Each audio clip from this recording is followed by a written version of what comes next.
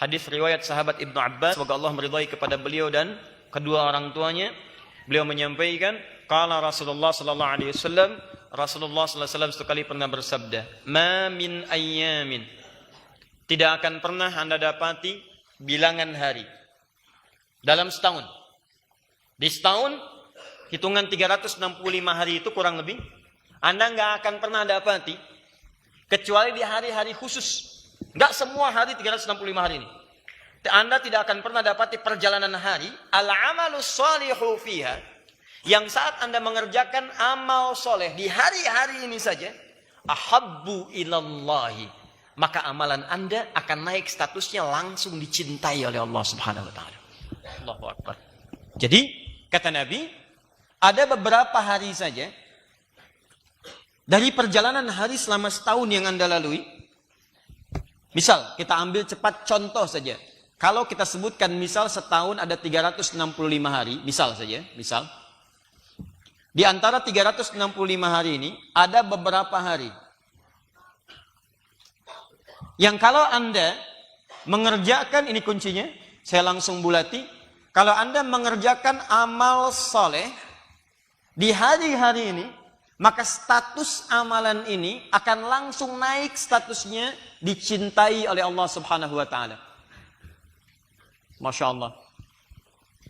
Barusan tadi kita sholat Isya. Pertanyaan saya, dari sekian Anda sholat Isya yang pernah Anda kerjakan selama hidup, sholat Isya mana yang paling dicintai oleh Allah Subhanahu wa taala?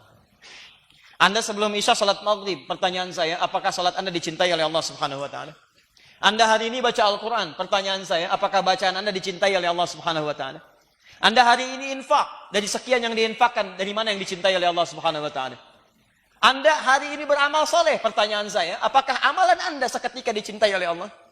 Tapi ketika Anda hadir di hari-hari ini, setiap yang Anda kerjakan, kalau benar itu amal soleh, statusnya akan naik langsung amalan yang dicintai oleh Allah Subhanahu wa taala. Sekarang pertanyaannya, kalau Anda mengerjakan sesuatu dan amalan itu dicintai oleh Allah, bonus apa yang Anda dapatkan selain amalan-amalan yang belum tentu turun cinta Allah kepadanya? Si fulan baca Al-Quran, dapat pahala. Tapi bacaannya belum tentu dicintai Allah. Pahala dia dapatkan, cinta Allah belum diraih. Si fulan B baca Quran, dia dapat pahala dan bacaannya dicintai oleh Allah Subhanahu wa taala. Ketika yang bacaannya dicintai oleh Allah, selain pahala, apa yang dia dapatkan? Perhatikan keterangan di Quran surah ketiga Ali Imran ayat 31, paling kiri sebelah atas. Qul in kuntum tuhibbunallaha fattabi'uni. Katakan Muhammad, kalau kalian serius mencintai aku, kata Allah, maka buktikan cintamu itu dengan mengikuti petunjuk Nabi Muhammad SAW. Salatnya ikuti cara Nabi membimbing salat. Kata Nabi, sallu kama ra'aitumuni usalli. Al-Bukhari nomor hadis 651. Salatlah kalian seperti kalian melihat aku salat. Puasa, ikuti cara Nabi puasa. Makan, ikuti cara Nabi makan. Dan seterusnya. Begitu kita ikuti dari bangun tidur sampai dengan tidur kembali, sampai dirangkum oleh Imam Al-Bukhari, dalam kitab Sahih Al-Bukharinya, sampai beliau beri nama kitab Sahihnya bukan sekedar kitab. Saya tidak menginginkan, kata Imam Al-Bukhari kalau dalam bahasa kita, saya tidak menginginkan Anda menjadikan kitab saya sebagai koleksi.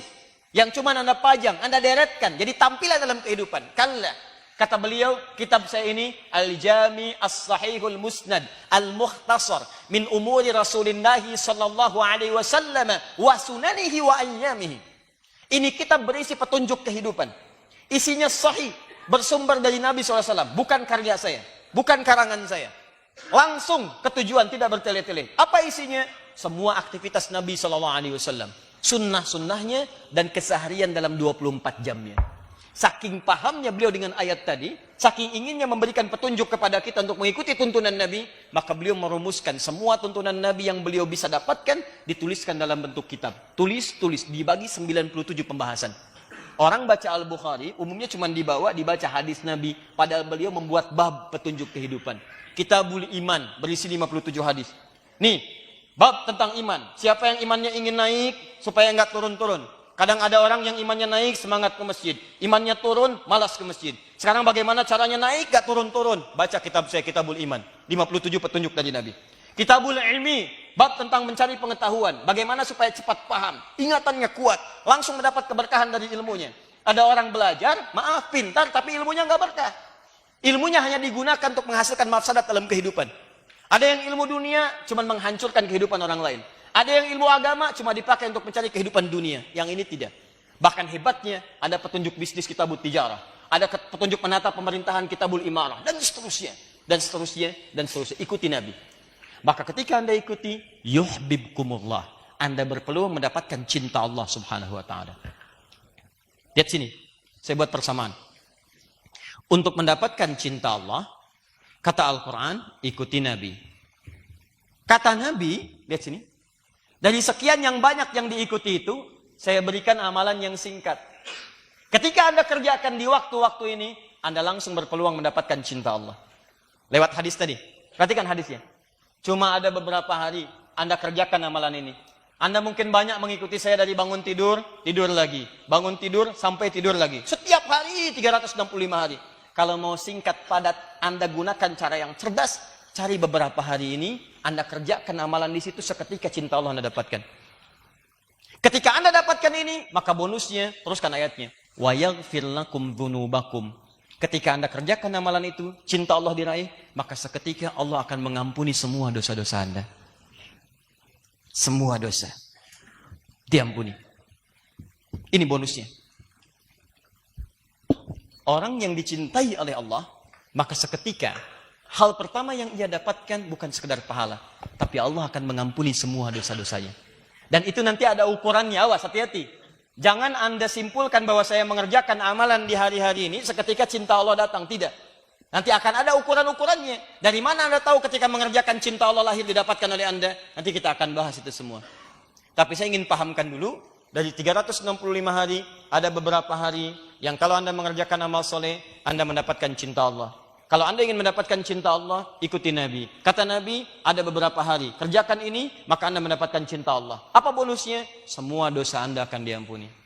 Siapa yang tidak punya dosa boleh angkat tangan? Saya pulang. Dosanya sedikit? Agak banyak? Banyak? Masya Allah, saking banyak, nggak bisa ngangkat. Siapa yang mau masuk surga angkat tangan? Masya Allah. Luar biasa. Ngaku banyak dosa, pengen ke surga. Nabi Adam dosa dikit, keluar dari surga gitu kan. Dan itu hikmah. Pernah saya bahas, jadi tidak perlu berpanjang lebar. Kemudian itu hikmahnya supaya diberikan petunjuk pada anak cucunya supaya kembali kepada Allah. Nah ini ada peluang. Jadi maksud saya gini, kalau Anda mengakui banyak dosa, lantas Allah berikan kesempatan untuk menggugurkan dosa, tapi Anda tidak mau ambil juga, berarti yang salah bukan Allah. Anda sendiri yang menjerumuskan diri masuk dalam kubangan dosa. Jadi benar kata Nabi, semua umat Islam, umatku kata Nabi akan masuk surga. Akan masuk. Jadi kalau ada yang tidak masuk, bukan Nabi yang salah. Bukan Allah yang keliru. Orangnya sendiri yang gak mau. Illa man aba. Kamu mau masuk surga. Nih saya ampuni dosa. Waktunya di hari ini. Anda gak datang. Yang salah bukan Allah. Anda sendiri. Bahkan amalnya dihadirkan dalam kehidupan kita. Tapi tidak dikerjakan. Itu yang fatal. Nah sekarang kita cepat. Ya Allah, kami ingin dapatkan amalan ini. Apa yang dimaksud beberapa hari ini? Teruskan hadisnya. Min hadhil ayyamil ashri, yaitu 10 hari pertama di bulan Dzulhijjah. Hadis ini yang tadi dituliskan Al-Bukhari nomor hadis 969, At-Tirmidzi nomor hadis 757, Abu Dawud nomor hadis 2538. Itu adalah tafsir dari Quran surah 89 ayat 1 sampai 10. Min hadhil ayyamil ashri, yaitu yang dimaksud 10 hari pertama di bulan Dzulhijjah. Ini. Baik, belum selesai hadisnya. Qalu, para sahabat kemudian bertanya pada Nabi sallallahu alaihi wasallam, "Ya Rasulullah, walal jihadu fi sabilillah?" Ya Rasulullah, bagaimana status dengan jihad fi sabilillah? Apakah bisa menandingi keutamaan amalan di 10 hari pertama Dzulhijjah ini? Nah, ini pintarnya para sahabat, Masya Allah. Sebagian mereka membaca, ini amalan mendapatkan ampunan dosa, status tinggi. Tapi ada amalan lain, jihad fisabilillah, tinggi juga. Nah, dua-duanya yang tinggi ini kalau dibandingkan, mana yang paling tinggi? Mana yang paling utama? Nah, ini dari sini ada tasji' nanti, penyemangat pada kita. Di saking dibandingkannya, kita tahu mana yang paling tinggi, itu dorongan paling kuat untuk mengerjakannya. Kata Nabi, walal jihadu fisabilillah. Bahkan jihad fisabilillah yang standar pun tidak akan mampu menyaingi keutamaan amalan di malam ini. Di hari-hari ini. Jadi kalau Anda, satu, mengerjakan amalan ini, kata para ulama hadis, Pertama, mendapatkan bonus tadi, cinta dari Allah yang menggugurkan semua dosa. Yang kedua, status amalan Anda naik, pahalanya bukan sekedar pahala biasa, tapi pahala di atas jihad fi sabilillah. Anda baca Al-Quran satu hurufnya berapa? 10. Normal. At-Tirmidzi hadis 2910. Man qara'a harfan min kitabillah falahu asyru hasanat. Anda baca di 10 hari ini bukan cuma 10, di atas fi sabilillah. Orang jihad fi sabilillah dapatnya surga. Kalau benar dengan jihadnya, Anda berjihad dengan amal soleh di hari-hari ini, wafat Anda statusnya fi sabilillah. Baca Quran, wafat. Wafat dalam keadaan fi sabilillah. Salat, benar salatnya, wafat fi sabilillah. Masya Allah. Mau seperti itu? Harus menunggu sampai 10 Dzulhijjah. Itu pun kalau wafat. Kalau wafat, hati-hati. Kalau wafat. Kalau tidak wafat ya, tunggu lagi. Tunggu lagi. Jelas ya? Tayyib. Nah, sekarang kembalikan sini. Jadi, kata Nabi disampaikan pada para sahabat, status ini saking tingginya, bahkan saking tingginya Allah bersumpah.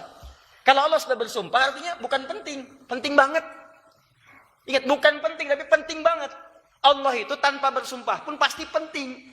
Jadi kalau sudah bersumpah, sangat penting. Manusia saja bersumpah, Anda bisa percaya. Masa Allah sudah bersumpah, Anda nggak percaya? Kurang apa lagi? Kata manusia, sumpah. Baik, saya percaya. Kata Allah, saya bersumpah. Masa kamu nggak percaya? Paham ya? Nah, jadi ini ada sesuatu yang penting. Kecuali ada satu amalan saja yang memang nggak bisa disaingi oleh yang ini. Jadi ini 10 hari pertama Dzulhijjah, statusnya di atas jihad fisabilillah yang standar. Saya katakan standar. Jauh di atas ini. Tapi ada satu amalan yang memang nggak bisa dikalahkan oleh apapun, termasuk yang 10 ini. Penutup hadisnya, illa rajulun kharaja binafsihi wa malihi wa lam yarji' min dzalika bisyai. Kecuali ada orang yang memang mau berjihad dengan hartanya, bahkan dengan jiwanya, lantas dia wafat dalam keadaan jihad itu. Wafat dengan harta dan jiwanya saat dia berjuang di jalan Allah Subhanahu wa taala. Misal, maaf, antum dititipkan oleh Allah harta misalnya. Terus antum berjihad dengan harta itu. Ya, zakat keluarkan, infak keluarkan, bantu orang ini, itu, dan sebagainya. Ya, keluarkan lagi, sampaikan lagi. Antum tahu, antum cari surganya dengan itu. Seperti Quran surah ke-28, ayat ke-77. Antum mendapatkan kemuliaan. Kalau wafat dalam keadaan sedang berjuang dengan harta itu, wafat antum sedang berinfak, wafat antum sedang zakat, wafat antum sedang sedekah, maka status antum berada dalam jihad yang sangat tinggi. Atau berjuang sampai dengan nyawanya kemudian juga berakhir di situ. Jangan diartikan misalnya dengan perang, terjadi perang saja. Kalau tidak ada panggilan perang pun, dalam perang tidak ada panggilan, maka mohon maaf, majlis ilmu itu jihad. Yang mengajar, yang belajar itu jihad. Makanya kalau antum berangkat misalnya, saat berangkat atau saat pulang, tiba-tiba antum niatkan belajar nih karena Allah, benar-benar belajar untuk memperbaiki diri, untuk hijrah, lalu wafat di pertengahan jalan, maka antum mendapatkan status paling tinggi yang nggak bisa disaingi dengan apapun. Wafat dalam keadaan puncak jihad tertinggi. Bahkan ada orang yang pernah berbuat banyak maksiat sampai membunuh 100 orang. Kriminalitasnya tinggi, tapi dia putuskan untuk berhijrah. Saya mau kembali kepada Allah. Konsultasi pada seorang syekh, ustadz alim. Kata syekh ini, pergi ke majlis ilmu sana, belajar ilmu dulu. Berangkat ke sana. Kamu bukan tidak baik, tapi lingkungan ini mempengaruhi kamu tidak baik. Keluar dari sini belajar. Setelah baik, silahkan sampaikan risalah dengan baik. Dia berangkat ke majlis ilmu itu. Di jalan dia beristighfar, ingat dosa-dosanya. Berangkat dengan benar. Jadi kalau orang berangkat ke majlis ilmu benar itu, dia mengoreksi diri. Bukan cuma mau datang, sayang. Kemana? Sadadi, ngapain ke sana? Ada kurma. Anda pengen kurma, dapat kurmanya. Dia koreksi diri, saya pengen berubah. Saya pengen berubah. Kapanpun saya bisa pulang menghadap Allah. Dia beristighfar. Nah ingat, istighfar ketika dia bertobat, tobat itu amalan kedua yang mendapatkan cinta Allah. Dalilnya Quran surah kedua Al-Baqarah, di akhir ayat 222, paling kanan pertengahan. Innallaha yuhibbut tawwabina wa yuhibbul mutatahhirin. Innallaha yuhibbut tawwabin. Allah mencintai orang tobat. Jadi begitu dia tobat, mengoreksi diri, istighfar dia pada Allah, tobat, cinta Allah turun kepadanya. Kaidah cinta mengatakan diampuni semua dosa.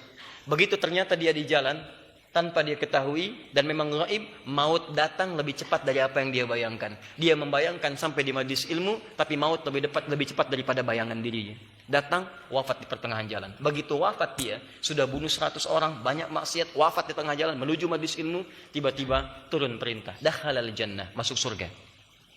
Dosa diampuni, Amalan pertama langkahnya mendapatkan jaminan kebaikan, surga. Turun kemudian ayat Quran surah kedua Al-Baqarah jauh setelahnya untuk memberikan kisah-kisah terbaik. Quran surah keempat, maaf An-Nisa, Quran surah keempat ayat 100, paling kiri sebelah bawah. Baca pertengahan ayatnya. Wa may yakhruj min baitihi muhajiran ila Allahi wa rasuli thumma yudrikul maut faqad waqa'a ajruhu 'ala Allah. Siapa yang mau merubah dirinya, berhijrah lebih baik, kemudian dia mengisi diri, baru keluar rumahnya untuk merubah diri. Keluar rumah, belajar. Begitu melangkah, thumma yudrikul maut, datang maut menjemputnya. Faqad waqa'a ajruhu 'ala Allah. Maka pahalanya langsung diberikan oleh Allah Subhanahu wa taala, berpeluang surga. Makanya turun hadis keterangan dari Nabi. Di hadis riwayat Ibnu Majah, nomor hadis 233. Setiap orang yang melangkahkan kakinya menuju majelis ilmu, man salaka tariqan yaltamisu fihi ilman, sahhalallahu lahu tariqan ilal jannah. Begitu dilangkahkan, benar cara melangkahnya, niat ikhlas, maka langkah itu akan mempercepat langkah dirinya menuju surga Allah Subhanahu wa taala. Masya Allah. Jadi antum ini sedang berjuang. Makanya berjuang teman-teman. Dari sekian pekan masa nggak ada satu waktu untuk belajar. Untuk surga antum. Antum tuh diberikan 7 hari sepekan. 6 hari dipakai untuk dunia. Masa 1 hari nggak ada untuk akhirat antum? Apa antum mau gunakan semua untuk urusan dunia antum? Antum akan tinggalkan. Meninggal dunia semua ditinggalkan. Jadi aneh kalau yang sementara antum kejar-kejar. Yang sifatnya abadi tidak disiapkan. Tanyakan pada diri anda dari 24 jam itu berapa untuk akhirat anda?